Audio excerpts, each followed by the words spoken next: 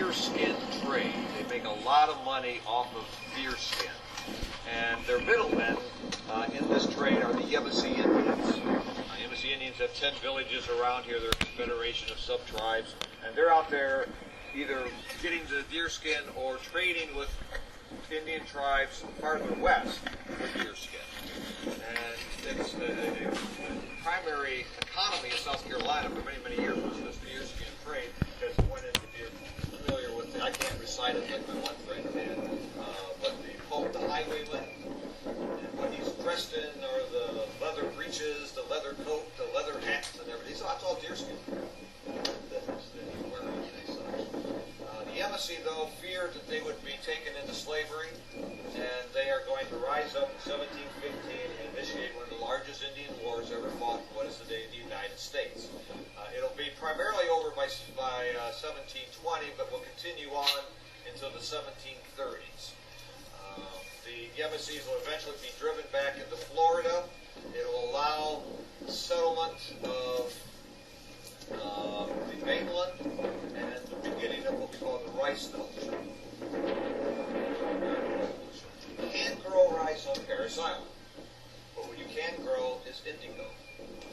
And indigo, it kind of looks like an azalea bush. I think Penn Center has some indigo growing over there. You can look at.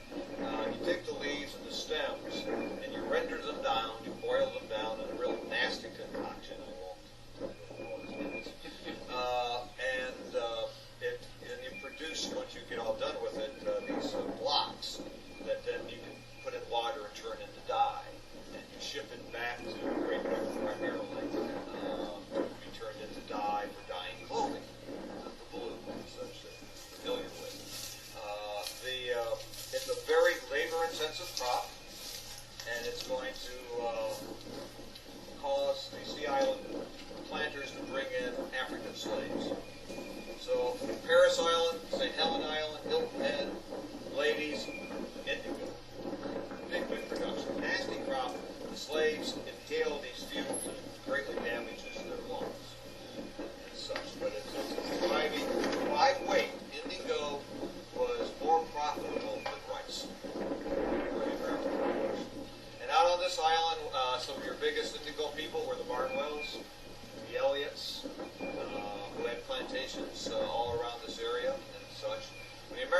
Revolution came, obviously the indigo trade ends. This area is devastated during the American Revolution, the British coming into the Sound out here.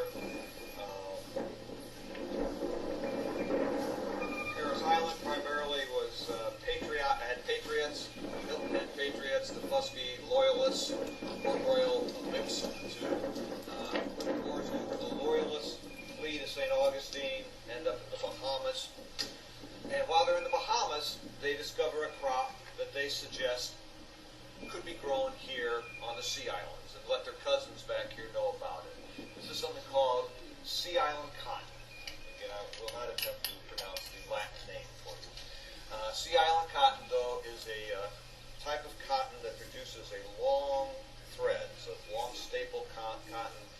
This thread can be turned into just unbelievable, like almost linen-like material, and you ship it almost primarily overseas, where it's turned into clothing for the upper class of France and Great Britain. And these people become tremendously wealthy. It is also a very labor-intensive crop. They reopened the slave trade between 1804 and 1803 in Georgia and South Carolina. They bring in more African slaves for this crop, and then eventually Uplands cotton takes off as well. You can't use a cotton gin on Sea Island cotton. It breaks the threads. But it brings in so much more money than Uplands cotton that you can have slaves picking the seeds out. Parris Island was a gigantic cotton field. You could literally see it from here all the way to the Broad River. No trees, none of these pine trees or anything like this. Long cotton field. Six plantations, worked by about 600 to 800 slaves. All that will change at the time of the Civil War, when the United States fleet comes into the harbor on November 7, 1861, defeats the Confederate fortifications out here, takes over the Sea Islands. The vast majority of your planters, landowners, leave the area, leave behind 8,000 to 10,000 slaves on these Sea Islands. The United States, first under the Treasury Department, and then later under the War Department, will hire these former slaves to continue to work on the plantations. They'll bring down government supervisors. There'll be a supervisor in charge of Parris Island. They hire the former slaves to grow cotton. They sell the cotton for the war effort. Slaves make money off of this. They establish schools down here for the former slaves. And some people argue this is the beginning of Reconstruction. And of course here, starting in 1862. I told our commanding general, I don't know if you're familiar with our commanding general, Reynolds. He's always been getting tired of this. He's always been referred to as the first woman commander of Parris Island. Well, I have to tell you, you're not the first woman commander of Parris Island. The first woman commander of Parris Island is Frances Gage. Frances Gage was an abolitionist, feminist, universalist. She came down here during the Civil War, and she was the superintendent in charge of Parris Island, the entire island. Probably stayed at the plantation house that was located up here by the golf course clubhouse. Her daughter, Mary Gage, assisted her. Her son works in the area as well. And for a while, Clara Barton was here with Frances Gage on Parris Island as well.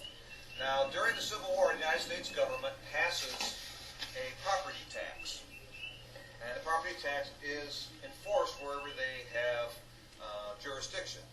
They enforce the property tax down here. Well, the property owners have fled.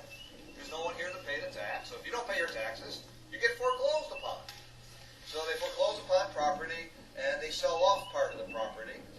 They sell off property at tax sales, and some of the former slaves are able to buy property at these tax sales because now they're either working for the government, or they are in the United States Army, or they're in the United States Navy. And in some cases, the federal government will take some of this foreclosed property.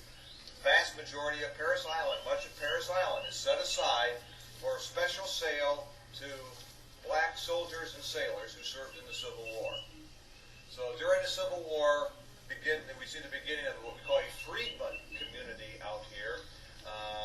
Churches, schools, and everything, and this will exist until the early 20th century when the United States Marine Corps buys them out to establish Parris Island